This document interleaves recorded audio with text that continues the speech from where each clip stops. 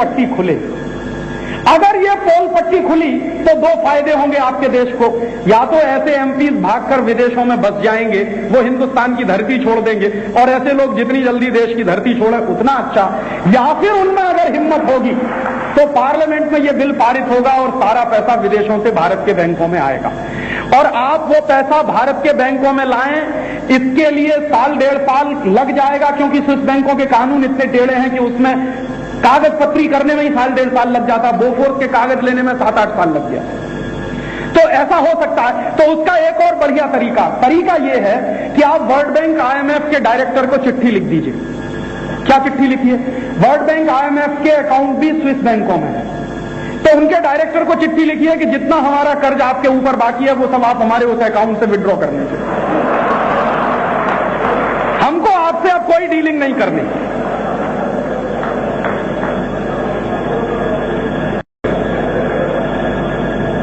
अगर हमारा विदेशी कर्जे का सारा निपटारा हो सकता है तो ये 75,000 करोड़ हर साल बचेगा जो बर्बाद हो रहा है इंटरेस्ट पेमेंट में।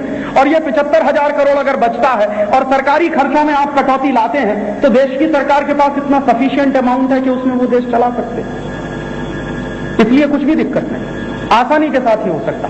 और आप पूछें कि राजीव भाई आप ये कुछ ऐसी बात कर रहे हैं जो यूटोपियन टॉक है, मैं आपको ताजा उदाहरण देना चाहता हूं कि जो मैं कह रहा हूं उसको जायरे की सरकार ने लागू किया है अपने देश में। जायरे साउथ अफ्रीका का एक देश है, बहुत गरीब देश है। वहां एक प्रेसिडेंट था जिसकी अभी गद्दी चली गई, कुर्सी चली गई, उसका नाम था मोबुटू। मोबुटू महान करप्ट आदमी। उसने क्या किया? सारा देश लूट लिया, विदेशी बैंकों में पैसा जमा कर दिया अपने अकाउंट में। क्रांति हो गई, राजनीतिक क्रांति हो गई, सरकार चली गई, सत्ता चली गई। जायरे में नई सरकार आई, आते ही सबसे पहला कानून जायरे की सरकार ने यही बनाया कि मोबुटू की जितनी संपत्ति विदेशी बैंकों में है वो सब राष्ट्रीय संपत्ति है, और उसने घोटाला करके ये पैसा विदेशी बैंकों में भेजा है। जैसे ही जायरे की पार्लियामेंट से ये कानून पारित हुआ, वैसे ही 3 दिन के अंदर स्विस बैंक के अधिकारियों की चिट्ठी उनके पास आ गई, जायरे गवर्नमेंट के पास, और उस चिट्ठी में लिख कर आया कि मोबुटू का 56 lakh Swiss franc, 56 lakh Swiss franc हमारे बैंकों में पड़ा हुआ है, जिसको हम आपको देने को तैयार हैं, आप हमसे एग्रीमेंट साइन कर लीजिए। जायरे की सरकार ने एग्रीमेंट साइन कर लिया है, और जायरे की सरकार ने कह दिया है कि ये सारा पैसा आप आईएमएफ वर्ल्ड बैंक को दे दीजिए, जिससे हमारा सारा परदेशी कर्ज उतर गया। तो जायरे की सरकार ने कर लिया है।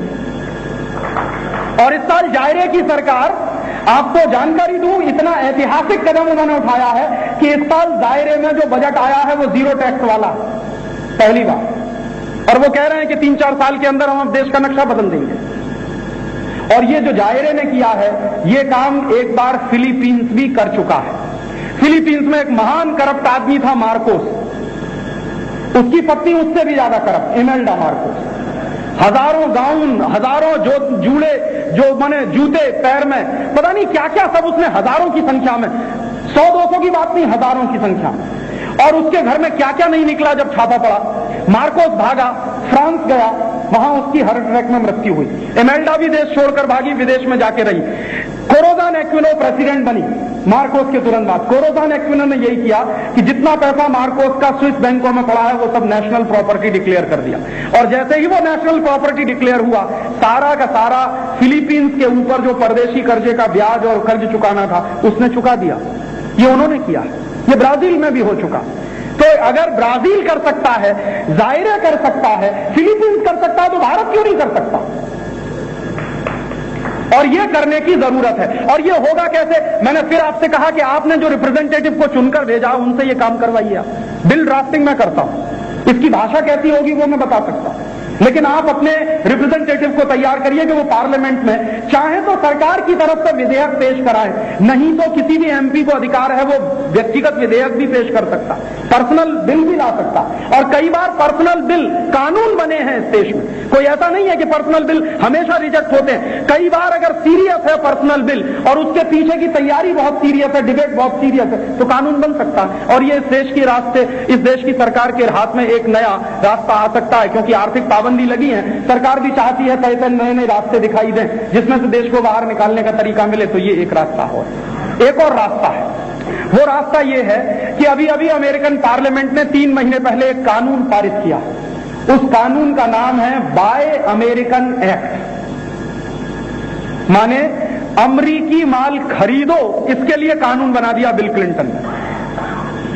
और वो कानून जुलाई से लागू हो गया, होने जा रहा, साइन हो गए हैं बिल क्लिंटन के, सेनेट ने पास कर दिया है, कांग्रेस ने अप्रूवल दे दिया, तो अभी वो कानून जुलाई से लागू होगा। कानून क्या है? पूरे अमेरिका में 50 स्टेट्स हैं, हमारे यहां 27 स्टेट्स हैं, अमेरिका में 50 स्टेट्स हैं, तो 50 स्टेट्स की सरकार जुलाई 1998 से ऐसा कोई भी सामान नहीं खरीदेगी जो परदेशी कंपनियों का होगा। हाँ, 50 स्टेट की अमरीकी सरकारें वही सामान खरीदेंगी जो अमरीकी कंपनियों का बनाया होगा, माने वो चाहते हैं कि उनके देश में स्वदेशी की बिक्री ज्यादा हो। और बिल क्लिंटन ने जिस दिन इस कानून पर हस्ताक्षर किए, उस दिन उन्होंने जो सेनेट में भाषण दिया है, वो भाषण की एक ही लाइन मैं आपको सुनाना चाहता हूं। उन्होंने कहा कि इसी कानून के माध्यम से हम अमेरिकन डोमेस्टिक इंडस्ट्रीज को प्रोटेक्ट कर पाएंगे। तो वो अपनी डोमेस्टिक इंडस्ट्रीज को प्रोटेक्ट करने के लिए बाय अमेरिकन एक्ट ला सकते हैं, तो भारतीय डोमेस्टिक इंडस्ट्री को प्रोटेक्ट करने के लिए बाय इंडियन एक्ट क्यों नहीं आ सकता पार्लियामेंट? अगर अमेरिका बाय अमेरिकन एक्ट बना सकता है, तो हम हमारे पार्लियामेंट में बाय इंडियन एक्ट क्यों नहीं बना सकते? और भारत की सरकार क्यों नहीं हमारे 27 प्रदेशों की सरकार को मजबूर कर सकती इस बात के लिए कि सरकारी स्तर पर जितनी खरीद उन्हें करनी पड़ती है वो सिर्फ स्वदेशी कंपनियों की ही होगी। मतलब मेरे कहने का यह है कि दुनिया में जो भी अमीर देश हैं तथाकथित, वो सब अपनी डोमेस्टिक इंडस्ट्रीज को प्रोटेक्शन देते हैं। और दुनिया के सारे अमीर देश अगर अपनी डोमेस्टिक इंडस्ट्रीज को प्रोटेक्शन दे रहे हैं, अपने घरेलू उद्योगों को प्रोटेक्शन दे रहे हैं, तो हम क्यों नहीं हमारे घरेलू उद्योगों को प्रोटेक्शन दें? और अगर हम हमारे घरेलू उद्योगों को प्रोटेक्शन नहीं देंगे, तो कोई बाहर का आदमी आके हमारे उद्योगों को प्रोटेक्शन देने वाला है। एक रास्ता यह भी है। तो ये कुछ रास्ते हैं जो मैं बता रहा हूं कि इस भयंकर मंदी की हालत से, देश की अर्थव्यवस्था की जो गिरावट है, उससे देश को बाहर लाया जा सकता है। तो ये रास्ते हैं जो सरकारी स्तर पर होंगे, पार्लियामेंट के स्तर पर होंगे, आपके एमपीज एमएलए के माध्यम से होंगे, आपके रिप्रेजेंटेटिव्स के माध्यम से होंगे। कुछ एक रास्ते और हैं जो जनता के स्तर पर होंगे, आपके स्तर पर होंगे, मेरे स्तर पर होंगे, हम सबके स्तर पर होंगे। तो हमारे आपके स्तर पर हम क्या कर सकते हैं, वो एक बात मुझे आपसे और कहनी है। आप जानते हैं कि अमेरिका ने भारत पर आर्थिक पाबंदी लगा दी है और जापान ने भी उसके देखा देखी आर्थिक पाबंदी भारत के ऊपर लगा दी है। क्यों लगाई है? क्योंकि भारत के वैज्ञानिकों ने 5 अणु विस्फोट किए। भारत के वैज्ञानिकों ने 5 अणु विस्फोट किए हैं। इस पर हमारे देश में हम बहस कर सकते हैं कि ये ठीक है या गलत है। इस बहस को हम हमारे देश में चला सकते हैं, पार्लियामेंट के लेवल पर भी चला सकते हैं, पार्लियामेंट के बाहर भी चला सकते हैं कि ये हमने ठीक किया या नहीं किया, गलत किया कि नहीं किया, ये एक बहस है। इसको हम हमारे देश में चला सकते हैं। अमेरिका कौन होता है ये कहने वाला कि ये आपने गलत किया? हमने हमारे देश की जमीन पर कुछ किया है, हमारे संसाधनों का इस्तेमाल किया है, हमारी टेक्नोलॉजी का इस्तेमाल किया है, हमारे वैज्ञानिकों का इस्तेमाल किया है। हमने सही किया है, गलत किया है, ये तय करने का अधिकार हमको है। अमेरिका कौन होता है ये कहने वाला कि आपने ये गलत किया? और वो अमेरिका इसको गलत कह रहा है जिस अमेरिका ने आज तक 1047 आणविक विस्फोट किए। हमने सिर्फ 6 किए, उन्होंने 1047 किए। हमारे सारे के सारे आणविक विस्फोट जमीन के अंदर हुए। अमेरिका ने तो अपने दोनों के दोनों अणु विस्फोट जापान के लोगों पे किए थे, हिरोशिमा और नागासाकी पर। 6 अगस्त 1945 को हिरोशिमा के लोगों पे गिरा दिया था एटम बम और 9 अगस्त 1945 को नागासाकी के लोगों पे गिरा दिया था। तो अमेरिका ने अपने दोनों के दोनों शुरू के अणु विस्फोट जापान के लोगों के ऊपर किए और क्या नतीजा निकला? अब तक 6.5 लाख जापानी उन 2 विस्फोटों के कारण मर चुके हैं। इतना बड़ा नुकसान हुआ। और आज भी जापान में उन दोनों विस्फोटों की कहानी ताजा है, याद जिंदा है, क्योंकि उन विस्फोटों के कारण जो रेडिएशन हो रहा है, जो विकिरण हो रहा है, वो आज तक रुका नहीं है। वहां बच्चे आज भी विकलांग पैदा होते हैं। तो जिस अमेरिकी सरकार ने अपने दोनों के दोनों एटम बम जापान के लोगों के ऊपर गिराए, लाखों लोगों को मार दिया, उस अमेरिका को यह कहने का अधिकार किसने दिया है कि भारत सरकार ने यह ठीक नहीं किया, गलत किया? और दुनिया के जितने देश हमको कह रहे हैं कि आपने ये गलत किया है, दुर्भाग्य से वो सारे देश विस्फोट कर चुके हैं। ब्रिटेन ने कहा ये गलत किया है, ब्रिटेन ने खुद किया है। फ्रांस ने कहा यह गलत किया है, फ्रांस ने खुद किया है। रूस की सरकार ने कहा यह गलत किया है, खुद रूस की सरकार ने 700 से ज्यादा विस्फोट किए। चीन की सरकार ने कहा कि यह गलत किया है, खुद चीन की सरकार ने 47 विस्फोट किए। और पिछली बार आपको याद होगा कि जब सीटीबीटी की बात चलती थी, नॉन प्रोलिफरेशन ट्रीटी की बात चलती थी, उस समय नेगोशिएशन चल रहे थे जिनीवा में। चीन की सरकार रोज एक एटॉमिक डिटोनेशन करती थी, रोज एक परीक्षण करती थी। सारे सीटीबीटी और सारे एनपीटी के लोगों को धक्का बताते हुए चीन रोज एक परीक्षण करता था।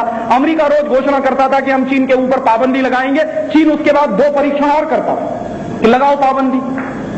अंत में नतीजा यह निकला कि चीन के ऊपर अमेरिका पाबंदी लगाते लगाते लगाते लगाते वहां पहुंच गया कि उसने चीन को अपना सबसे अच्छा दोस्त घोषित कर दिया।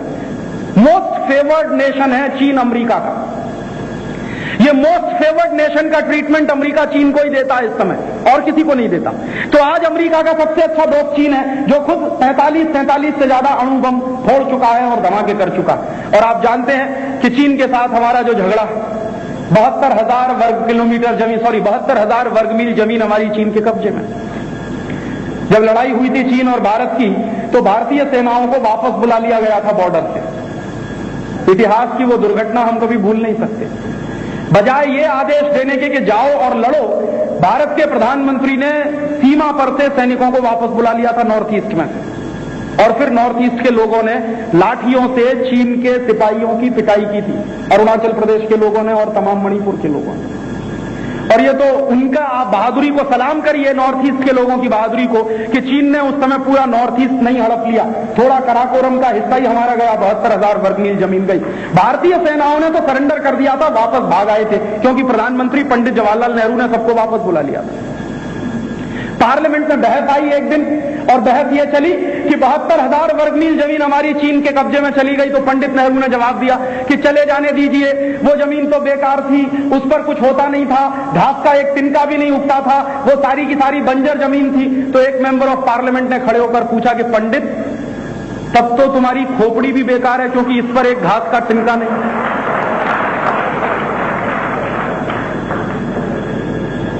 अगर हमारी 72,000 वर्ग मील जमीन पर घास का एक टुकड़ा नहीं है, तो क्या काट के हम दूसरों को दे देंगे?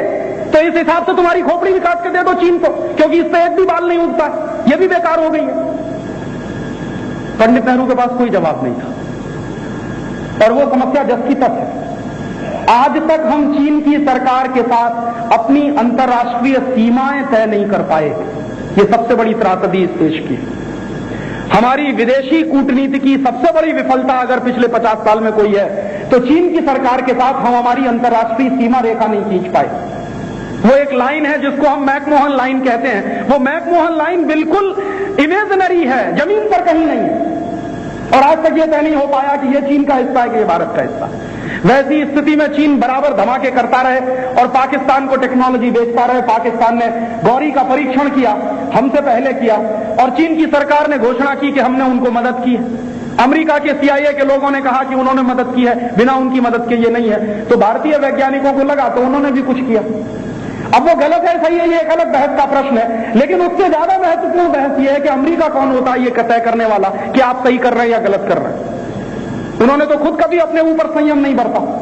1047 से ज्यादा परीक्षण किए और उसके बाद उन्होंने जापान के लोगों को मार दिया लाखों की संख्या में। तो अमेरिका की तकलीफ क्या है?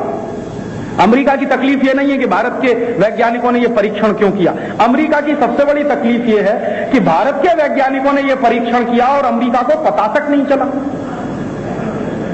हाँ, उनके 2 सैटेलाइट हैं जो हमारे देश में जासूसी कर रहे हैं, और उनके 2 सैटेलाइट के अलावा CIA के हजारों एजेंट हैं जो भारत के एक एक चप्पे की जासूसी करने के लिए उन्होंने लगाए हुए हैं। तो उनकी तकलीफ यह है कि हजारों CIA के एजेंट और अमेरिका के 2 सैटेलाइट ये बता नहीं पाए कि भारत के वैज्ञानिक क्या करने जा रहे हैं पोखरण में। ये CIA के मैनेजिंग डायरेक्टर ने स्वीकार कर लिया। उसने कहा कि हमारा सबसे बड़ा फेलियर ये था कि हम पता ही नहीं लगा सके कि भारत के वैज्ञानिकों ने क्या किया। इसका मतलब ये भारतीय वैज्ञानिकों की सफलता है कि उन्होंने पता ही नहीं लगने दिया वो क्या करने जा रहे थे। इतने बड़े जासूसी के तंत्र के भारत में होने के बावजूद उन्होंने पता नहीं लगने दिया कि वो भारत में क्या करें। अभी CIA के एजेंट ने एक दूसरी खबर और दी बड़ी मजेदार, कि अमेरिकन सैटेलाइट ने यहां से सूचना भेजी थी अमेरिका में कि भारत के वैज्ञानिकों ने क्या किया। तो वॉशिंगटन में सूचना जो गई वो ये थी कि पोखरण में धरतीकंप हो गया, भूकंप हो गया। तो अमेरिका के वैज्ञानिक चादर तान के सो गए कि पोखरण में भूकंप हुआ, धरतीकंप तो होते ही रहते हैं, भूकंप तो होते ही रहते हैं। उन्होंने कुछ कार्यवाही नहीं की। ये तो उनको तब पता चला जब भारत के प्रधानमंत्री ने घोषणा की कि धरतीकंप नहीं, वहां पे अणु परीक्षण किया, तब बिल क्लिंटन के पेट में दर्द पैदा हुआ कि ये हो कैसे गया। तो उनकी तकलीफ ये है और कोई दूसरी तकलीफ नहीं। और दूसरी तकलीफ उनकी क्या है कि आज भारत के वैज्ञानिकों ने परीक्षण किए हैं, इनमें 3 परीक्षण हाइड्रोजन बम वाले हैं और 2 परीक्षण एटॉमिक बम वाले हैं। इसका माने हमारे वैज्ञानिक हाइड्रोजन बम भी बना सकते हैं और एटॉमिक बम भी बना सकते हैं और सफलतापूर्वक बना सकते हैं। अमेरिका को तकलीफ यह है कि भारत के वैज्ञानिकों ने यह बम बनाकर अगर बेचना शुरू कर दिया तो अमेरिका की दुकान बंद हो जाएगी, क्योंकि हमारे वैज्ञानिक अगर बम बनाएंगे, कल्पना करिए थोड़ी देर के लिए, तो 1 करोड़ रुपए का खर्च आता है उस पर। अमेरिका में बम बनता है तो करोड़ों डॉलर खर्च होते हैं और क्वालिटी में उतना ही अच्छा है जितना अमेरिका का बम। तो अगर हम दुनिया के अंतर्राष्ट्रीय बाजार में व्यापारी बन के चले गए बम के, जो आज अमेरिका है, तो उनको खतरा पैदा हो जाएगा। इसलिए उनका धंधा ना बंद हो जाए, ये उनकी चिंता है। और तीसरा, बिल क्लिंटन का खून जल रहा है उस दिन से जिस दिन से हमारे देश के पुणे के सीडेक के वैज्ञानिकों ने परम 10,000 बनाए, तब से उनका खून जल रहा है। पहले पुणे के सीडेक के वैज्ञानिकों ने परम बनाया बिना अमेरिकी मदद के, बिना किसी मल्टीनेशनल की मदद के। राजीव गांधी गए थे अमेरिका से सुपर कंप्यूटर मांगने, अमेरिका ने मना कर दिया था। उसके बाद सीडेक के वैज्ञानिकों ने काम शुरू किया था और रात दिन मेहनत करके परम बनाया सुपर कंप्यूटर, और अब परम से 10,000 गुना ज्यादा ताकतवर परम 10,000 बना लिया। और अभी दुनिया में परम 10,000 लेवल के कंप्यूटर सिर्फ 3 देशों के पास हैं, या तो भारत, या तो अमेरिका, या तो जापान। तो हम परम 10,000 बना चुके हैं बिना अमेरिकी मदद के, बिना अमेरिकी कंपनियों की मदद के। तो अमेरिका के पेट में दर्द है और उनका खून जल रहा कि भारत के वैज्ञानिक बिना हमारी मदद के ये सब करते चले जा रहे हैं। भारत धीरे धीरे स्वावलंबी हो जाएगा, परावलंबन छोड़ देगा, सेल्फ सफिशिएंट हो जाएंगे, सेल्फ रिलायंट हो जाएंगे। और आप जानते हैं दुनिया में जो चौधरी बनने की कोशिश करता है वो किसी को सेल्फ सफिशिएंट नहीं देखना चाहता। वो चाहता है कि सब देश उसके रास्ते में कटोरा लेकर खड़े रहे, उससे भीख मांगने के लिए आए। वो स्थिति अब हमारी नहीं रहेगी। ये उनकी तकलीफ सबसे ज्यादा है और इन तकलीफों को समझना चाहिए। इसलिए बिल क्लिंटन बौखलाए हुए हैं और उस बौखलाहट में बिल क्लिंटन ने आर्थिक पाबंदी की घोषणा की है। हालांकि यही आर्थिक पाबंदी चीन के ऊपर भी लगानी चाहिए, ब्रिटेन के ऊपर भी लगानी चाहिए, फ्रांस के ऊपर भी लगानी चाहिए, ऑस्ट्रेलिया और कनाडा की सरकारों पर भी लगानी चाहिए जो एटॉमिक टेक्नोलॉजी दुनिया के लोगों को बेचते रहते हैं। और यही पाबंदी अमेरिका को उन सभी देशों पर लगानी चाहिए जो उनके मित्र देश हैं। वो तो उन्होंने नहीं किया, सिर्फ भारत के ऊपर पाबंदी लगाई है क्योंकि वो बौखलाहट है। अब प्रश्न ये है लोगों के मन में कि राजीव भाई ये आर्थिक पाबंदी लग गई, इसका नुकसान क्या होगा? अमेरिका द्वारा लगाई गई भारत के ऊपर जो आर्थिक पाबंदी है उसका कितना नुकसान हमारे देश पर होगा, उसका रुपए में हिसाब मैं आपको बाद में बताऊंगा। पहले एक दूसरा हिसाब मैं आपको बता दूं। हमारे देश में 40 लाख कर्मचारी केंद्र सरकार के कर्मचारी हैं और इन 40 लाख केंद्र सरकार के कर्मचारियों की एक एक दिन की तनख्वाह अगर हम इकट्ठी कर लें, 40 लाख केंद्र सरकार के कर्मचारियों की एक एक दिन की सैलरी अगर पूरी इकट्ठी कर लें एक जगह, तो वो अमेरिका द्वारा लगाई गई आर्थिक पाबंदी के बराबर है। इसका मतलब यह है कि अमेरिका से हमारे देश को कोई बहुत मदद नहीं आती। ये बात बिल्कुल स्पष्ट है, कुछ बहुत ज्यादा मदद नहीं आती। और अमेरिका ने पाबंदी क्या लगाई है एक्चुअली? 1994 में अमेरिका में एक कानून बना था। उस कानून के आधार पर अमेरिका उन देशों में मदद देना बंद कर देता है, एड देना बंद कर देता है जो आणविक परीक्षण करते हैं। तो अमेरिका से एक साल में हमारे देश को जो मदद आती है वो उतनी ही है जितनी हमारे 40 लाख केंद्र सरकार के कर्मचारियों की एक दिन की सैलरी। तो क्या 40 लाख केंद्र सरकार के कर्मचारी एक दिन की सैलरी डोनेट नहीं कर सकते? माने अमेरिका द्वारा लगाई गई आर्थिक पाबंदी का क्या असर होने वाला है? हम केंद्र सरकार के कर्मचारियों को कहेंगे कि 364 दिन की सैलरी ले लो, एक दिन की सैलरी दे दो। इतना तो हो ही सकता है, और ये हो रहा है। मैंने आपको बताया, state bank of Bikaner and Jaipur के कर्मचारियों ने घोषणा की है, जनता सहकारी बैंक के कर्मचारियों ने घोषणा की है, और ऐसी कई डिपार्टमेंट्स के लोगों ने घोषणाएं की हैं कि वो अपनी तनख्वाहें दान करेंगे। इससे भी आगे एक दूसरी बात है कि अमेरिका और जापान द्वारा जो लगाई गई आर्थिक पाबंदियां हैं, हमारे देश में जितने नॉन रेजिडेंट इंडियंस हैं जो विदेश में रहते हैं, भारत के हैं, परदेशों में रहते हैं, जिनको हम नॉन रेजिडेंट इंडियंस कहते हैं, वो सारे के सारे नॉन रेजिडेंट